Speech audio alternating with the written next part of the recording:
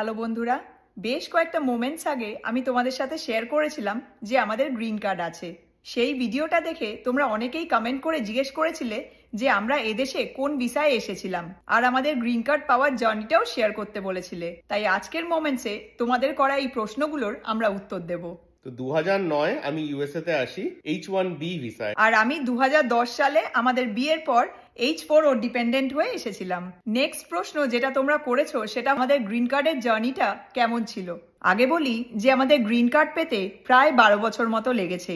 তো গ্রিন কার্ডের প্রসেসটা 3টে স্টেপে হয়। তো ফার্স্ট স্টেপ হচ্ছে পার্ম, সেকেন্ড স্টেপ হচ্ছে I-140, R third and final হচ্ছে I-485। ঠিক আছে, মানে এগুলো হচ্ছে ফর্মের নাম্বার। আমার ক্ষেত্রে যেটা হয়েছিল পুরোটাই অফিস থেকে করা হয়েছিল, তো সেই জন্য আমাকে মানে অফিসের যে ইমিগ্রেশন টিম তাদের সাথে ক্লোজলি কাজ করতে হয়েছিল, মানে সব ডকুমেন্টস জমা দেওয়া অ্যান্ড এভরিথিং, রাইট। তো ফার্স্ট স্টেপটা যেটা পার্ম, সেটাতে কি হয়, ওরা ডকুমেন্টসগুলো ভেরিফাই করে এবং ওরা ডিসাইড করে যে whether you are eligible for green card. তো সেটার জন্য মানে মেনলি যে ডকুমেন্টসগুলো দরকার লাগে সেটা হচ্ছে তোমার নিজস্ব ডিটেলস, মানে ধরো রেজিউমি, তারপরে তোমার কোয়ালিফিকেশনস, তোমার এক্সপিরিয়েন্স অ্যান্ড এভরিথিং। তো সেই সবগুলো তোমাকে অফিসে যে ইমিগ্রেশন টিম আছে তাদেরকে জমা করতে হয়, এবং সেই ইমিগ্রেশন টিম সেগুলোকে আবার এই ইউএসসিআইএস এ জমা করে, এবং ইউএসসিআইএস থেকে সেটা তারপরে মানে রিভিউ করে তখন তোমাকে জানাবে যে হ্যাঁ এটা কি অ্যাপ্রুভ, না আমরা কেন অ্যাপ্রুভ করছি না, সেই সব ডিটেলসগুলো দিয়ে দেবে।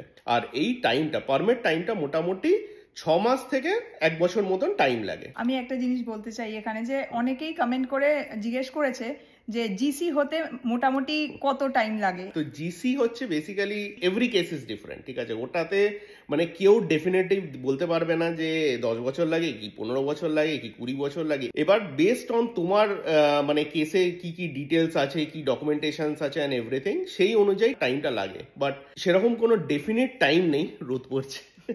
তো each and every case is different. মানে আমার সাথে ধরো যারা একসাথে আমার বন্ধু বান্ধবরা আমার সাথে ফাইল করেছে, তা অনেকের হয়েছে আগে হয়ে গেছে, আবার অনেকে আছে এখনো হয়নি। তো এভরি কেস ইজ ডিফারেন্ট, কেউ ওরকম ভাবে বলতে পারবে না। এবার আসি সেকেন্ড স্টেপে। তো সেকেন্ড স্টেপটা হচ্ছে I-140। তো I-140টা বেসিক্যালি আমাদের কিছু করার নেই, ওটা হচ্ছে মেনলি ফর দ্য এমপ্লয়ার। মানে এমপ্লয়াররা তোমাকে কি সেই ওয়েজটা, সেই স্যালারিটা পে করতে পারবে, বা তাদের কি ডিটেলস আছে অ্যান্ড এভরিথিং, ওটা ওদেরকে সাবমিট করতে হয়, ঠিক আছে। এবার 140 হতেও মোটামুটি 6 মাস থেকে 1 বছর মতন টাইম নেয়। তো ওইটা যখন এমপ্লয়ারদের ওই ভেরিফিকেশনটা হয়ে যায়, তারপরে আর কিছু করার নেই। তারপরে মানে সিম্পলি ওয়েট অ্যান্ড ওয়াচ।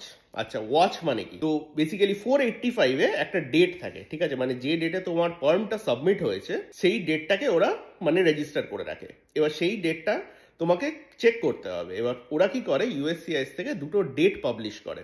একটা হচ্ছে প্রসেসিং ডেট, আর একটা হচ্ছে final action date. Processing date মানে হচ্ছে তুমি মানে you are eligible to file all the paper work for your GC. Final action date মানে হচ্ছে মানে it's time for USCIS to take an action on your case. Every মান্থে যে USCIS থেকে ডেট পাবলিশ করে যে এই ডেট থেকে এই ডেট আমরা প্রসেস করছি, বা এই মান্থ থেকে এই মান্থ আমরা প্রসেস করছি, এবং ওটা তোমায় খেয়াল রাখতে হবে। যখনই তোমার ডেটটা আসবে, মানে ধরো তোমার ডেট হচ্ছে ফেব্রুয়ারি, এবং ইউএসসিআইএস পাবলিশ করলো যে আমরা জানুয়ারি থেকে মার্চ আমরা প্রসেস করছি, তো তখন তোমাকে মানে you are eligible to file your paperwork. তো তখন তোমাকে সব পেপার ওয়ার্ক গুলো যা যা ডকুমেন্টস আছে, প্রচুর জিনিস আছে, মেডিকেল প্রচুর জিনিস আছে, সেগুলো সব করে মোটা একটা এনভেলপ ছিল। হ্যাঁ, তো সেগুলো সব তোমাকে সাবমিট করতে হবে। সাবমিট করে nothing, just simply wait and watch, আর কিচ্ছু না। এবার তোমাকে ফাইনাল অ্যাকশন ডেটটা দেখতে হবে। আবার ফাইনাল অ্যাকশন ডেটটা যদি তোমার ডেটটা ওই ইউএসসিআইএস এর ডেট রেঞ্জের মধ্যে পড়ে, তখন মানে ইউ ক্যান এক্সপেক্ট কি you are getting a call back from USCIS যে তোমার অ্যাপ্লিকেশনটা কি হয়েছে, মানে ওটা রিভিউ করেছে, অ্যাপ্রুভ করেছে না কি করেছে। বাট আগেন সেটার কিন্তু কোনো গ্যারেন্টি নেই। আমাদেরটা একদম লাস্ট ডেটে গিয়ে, মানে যেদিন ওদের ক্লোজিং ডেট ছিল যে এরপর থেকে ওরা আর এইটা নিয়ে প্রসেস করবে না, সেদিনকে একদম লাস্ট মোমেন্টে গিয়ে আমারটা আগে হয়েছে, মানে আমারটা দেখাচ্ছে অ্যাপ্রুভড, ওরটা দেখাচ্ছে পেন্ডিং। সন্ধ্যেবেলা মনে আছে আমারটা অ্যাপ্রুভড, ওরটা পেন্ডিং, তারপর রাত্রিবেলা গিয়ে সেটা আপডেট হয়ে ওরটা অ্যাপ্রুভড হয়েছে। তো সেখানে যদি আমাদের না হতো, আমাদের কিন্তু কিছু করার ছিল না, আমাদের জাস্ট সিম্পলি ওয়েট করতে হতো। এবার অনেক সময় কি হয়, অনেক অ্যাপ্লিক্যান্ট হলে ওরা তখন কি সেই অত অ্যাপ্লিক্যান্ট হয়তো ম্যানেজ করতে পারছে না, তখন ডেটটাকে ওরা পিছিয়ে দেয়, আবার রেট্রোগেট করে দেয়। তো সেই অনুযায়ী ওরা অ্যাডজাস্ট করে। তো এই ছিল আমাদের গ্রিন কার্ডের জার্নি। তো এই ছিল তোমাদের করা সব প্রশ্নের উত্তর। চলো টাটা, তোমাদের সাথে পরের মোমেন্টসে আবার কথা হচ্ছে। Bye bye.